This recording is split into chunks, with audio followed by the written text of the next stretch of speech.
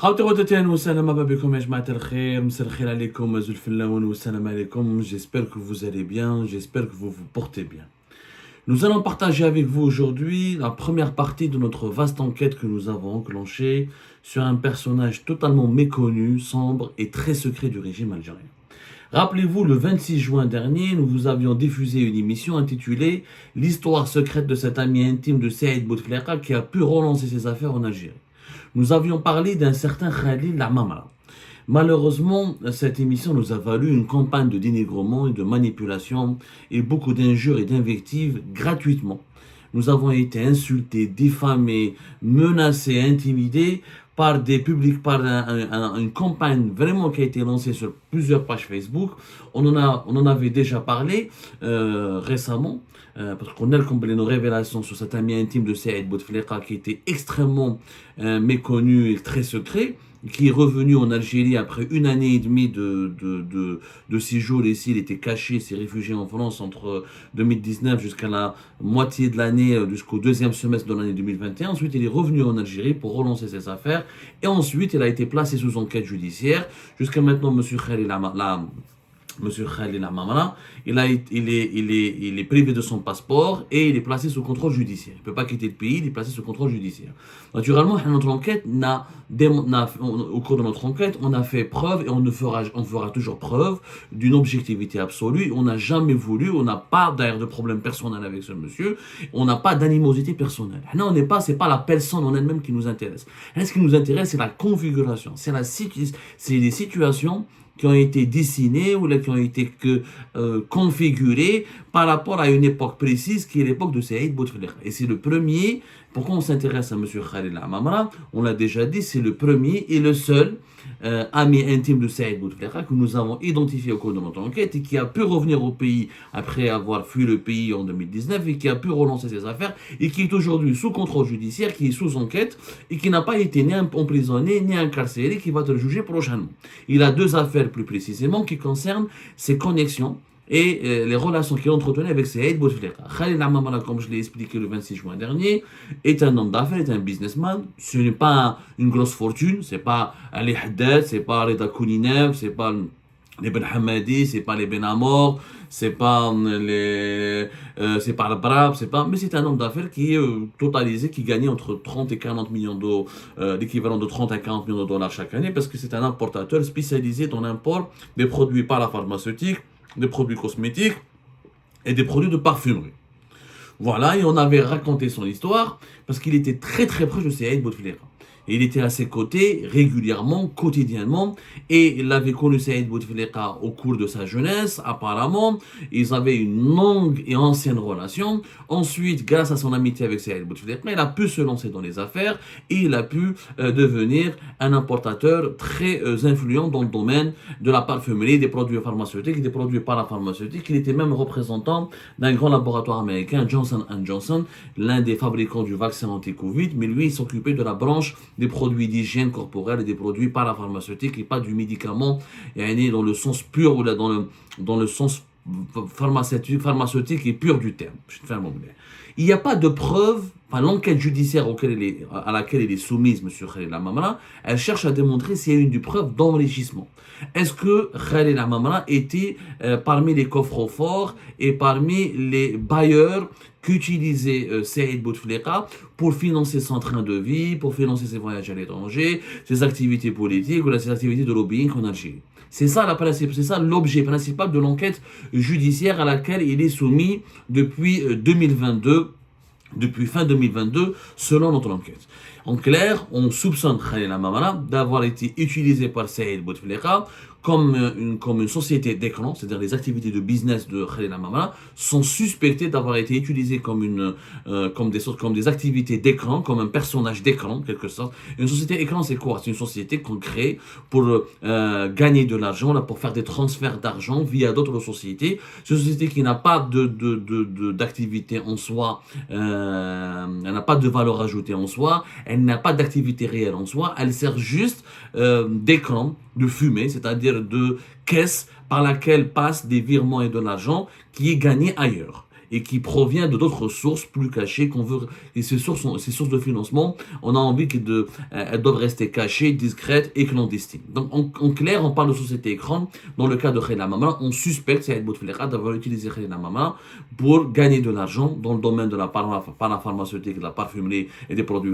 cosmétiques, pour ensuite en tirer une part conséquente de ses activités financières et pour s'enrichir, ce qui était légal parce que quelque part Saïd Bouteflika aurait, je parle au conditionnel parce que moi je respecte la présomption d'innocence, il n'a pas été encore jugé, monsieur Khalil Amamra n'a pas été encore condamné, donc aurait au conditionnel, aurait été l'homme d'affaires de paille de Saïd Bouteflika et il aurait financé le train de vie de Saïd Bouteflika à travers ses activités de business. L'objet de l'enquête à laquelle il est soumis, monsieur Khalil Amamra, c'est celui-là. Donc là, on n'est pas en train de le juger, là, on est juste en train de l'enquêter. Pourquoi j'explique tout ça notre démarche? Parce que c'est Bouna, les amis de Khalil Amamra, notamment monsieur Amin Belazo, qui est l'ami intime d'un conseiller d'Abdelmajid Tebboune, Abdelhafid Belkaïm, nous a lancé contre nous sur plusieurs pages Facebook en Algérie, sur plusieurs médias propagandistes proches du régime algérien. Nous avons d'ailleurs expliqué ce problème le 1er juillet dernier dans une émission intitulée Nos révélations sur le discret ami intime de Saïd Bouteflika font paniquer les partisans du régime de Tebboune. On a expliqué dans cette émission de 27 minutes où ils m'ont même qualifié de diable. Je suis un diable. Alors que j'ai fait que mon travail. Et je ne ferai que mon travail. C'est pour ça que j'explique à chaque fois, je n'ai pas d'animosité personnelle avec M. Khalil Amamra. On n'a aucun, ni je le connais, ni Nadon, ni Dev. D'ailleurs, j'ai lancé un appel pour qu'il puisse nous contacter. Je n'ai pas pu trouver ses coordonnées. Je n'ai pas réussi à obtenir ses coordonnées pour lui poser des questions sur sa relation avec Saïd Bouteflika, l'enquête judiciaire à laquelle il est soumis, les péripéties judiciaires qu'il est en train de subir en Algérie. Et qu'en est-il? Est-ce qu'il était vraiment un simple ami ou est-ce qu'il était vraiment un compte bancaire caché où il a juste un nombre d'affaires de paille, où là une société, où là il servait de société d'écran au business de Saïd Bouteflika? On n'en a aucune idée pour le moment. Tout ce que je sais par contre, c'est qu'au cours de notre enquête, nous avons trouvé comme des détails assez, pas troublants, c'est pas très troublant, c'est juste nous avons trouvé que par exemple Khalil Amamra détient depuis 2014 des entreprises en France. Il a fait des investissements importants en France, parmi lesquels, je vous montre les documents, une société basée en France qui a été créée en 2014 qui s'appelle Abfarm. Les documents. Je vais vous les publier tout à l'heure en étiquette dans la vidéo. De toute façon, ça c'est que la première partie de notre vaste enquête. Nous allons faire ensuite, dans notre enquête, nous allons essayer de l'approfondir. Nous allons l'approfondir, pas l'essayer. Nous allons l'approfondir et nous allons plus tard publier les documents, faire un montage, vous allez voir tous les documents. Abfarma, donc a été créé, qui est basé au 29 rue Albert Einstein à Bobigny, donc 93, département 93, dans la région parisienne. Voilà, donc parmi les associés de M. Khalil Amamra, nous trouvons donc M. Amoun Hamnoun Houri, qui est originaire tunisienne, mais qui vit en France, Aviel Cohen, David Houri et M. Khalil Amamra. Ils sont 4 à se partager donc l'actionnariat de cette société, les documents le prouvent.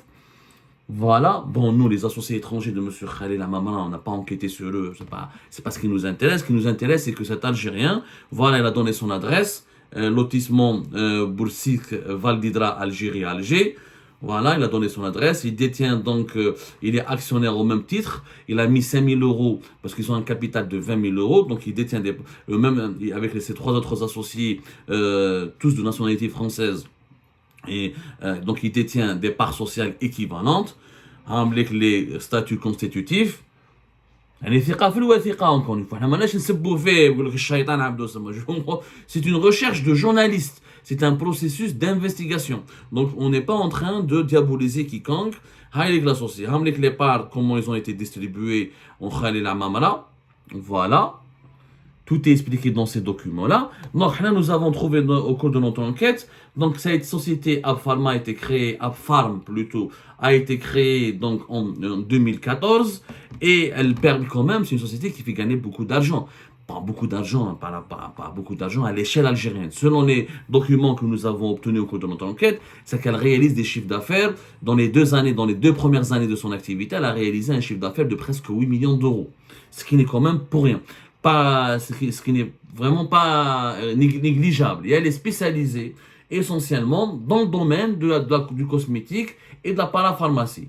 C'est les mêmes activités que développe M. Khalil Amamra en Algérie. Alors, plus exactement, selon sa principale spécialité, donc comme exactement, parce que j'ai beaucoup de documents, elle est spécialisée dans le commerce de gros, de parfumerie et de produits de beauté. Voilà, dans le commerce de gros et de parfumerie et de produits de beauté. Elle n'a pas de salarié. En 2024, elle ne compte aucun salarié.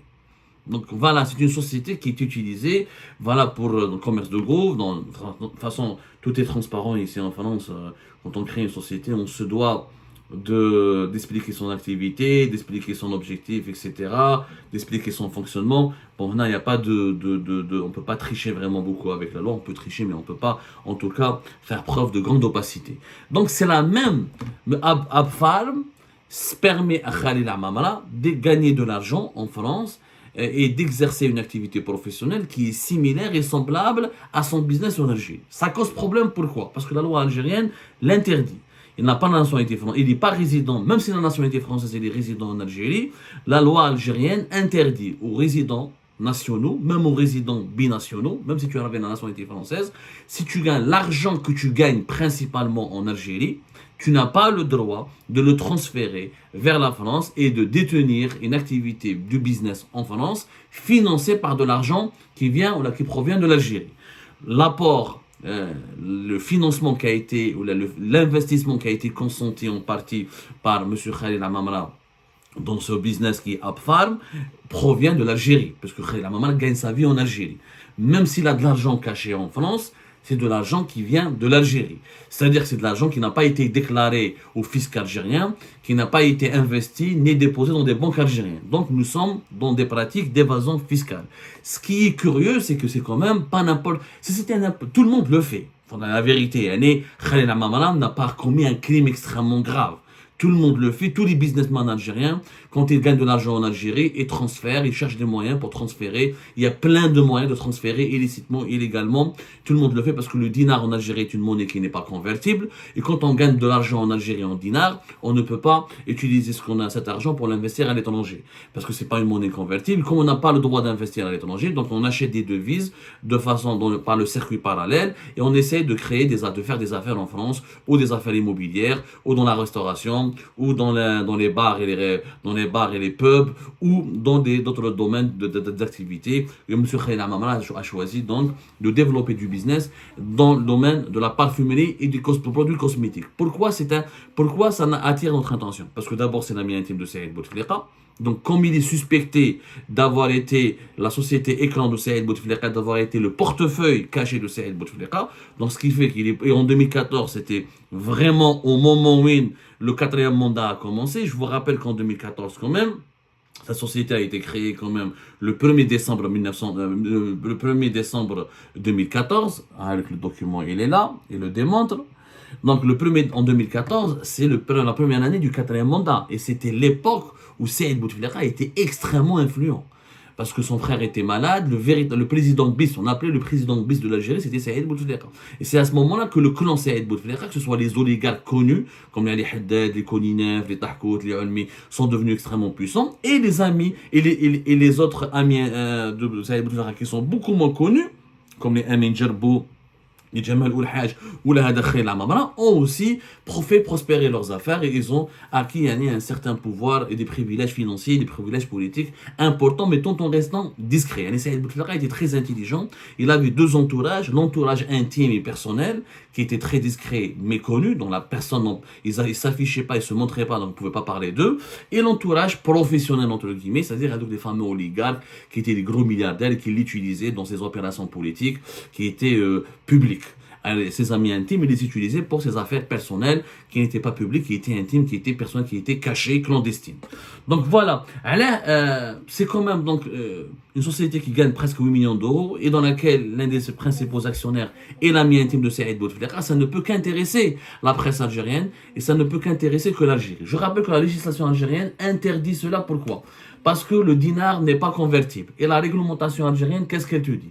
La réglementation indique, par exemple, dans la réglementation du 3 février 2007, elle explique clairement que dans le règlement, le règlement 0701 du 3 février 2007, il est clairement écrit que, hormis les cas expressément prévus par l'article 126 de l'ordonnance numéro 0311, la constitution d'avoirs monétaires et financiers immobiliers à l'étranger par les résidents à partir de leur activité en Algérie est interdite. Et quand tu gagnes de l'argent en Algérie et tu te fais une fortune en Algérie, l'ordonnance, ça c'est l'article 126 de l'ordonnance 0311 du 26 août 2023, relative, 2003 plutôt, c'est une vieille réglementation, on appelle ça la réglementation d'échange. Elle date de 2003. C'est l'ordonnance 0311 du 26 août 2003, l'article 126, relative à la monnaie et au crédit. La loi, elle est claire. Il y a aussi une autre, la loi qui accompagne 2003, la réglementation, l'ordonnance à 2003, c'est l'ordonnance du 3 février 2007. On n'a pas le droit, quand on gagne son argent en Algérie, d'aller détenir, d'acheter des appartements ou de faire des sociétés en France ou dans n'importe quel pays à l'étranger, pour une raison qui est simple, parce que le dinar n'est pas convertible. Quand tu dois investir à l'étranger, comme le dinar il est soutenu, sa valeur elle est soutenue par l'État, sa valeur financière elle est soutenue par l'État algérien, il faudrait que l'État algérien te soutienne et te donne ses propres devises pour aller à l'étranger. Or, l'État algérien a besoin de ces devises pour l'importation des blés, du médicament et des armes et pour couvrir les besoins de la population. Donc, quelque part, quand on investit, quand on transfère des devises à l'étranger, on est en train de voler indirectement et directement même l'État algérien. Parce que ces devises sont censées rester dans les caisses de l'État. C'est l'État qui est habilité en Algérie à vendre les devises aux hommes d'affaires. Et quand ils vendent des devises, ils les vendent à un prix subventionné. À la belle combiner la valeur du dinar, euro, dinar, dollar dans les banques algériennes n'a rien à voir avec la valeur du dinar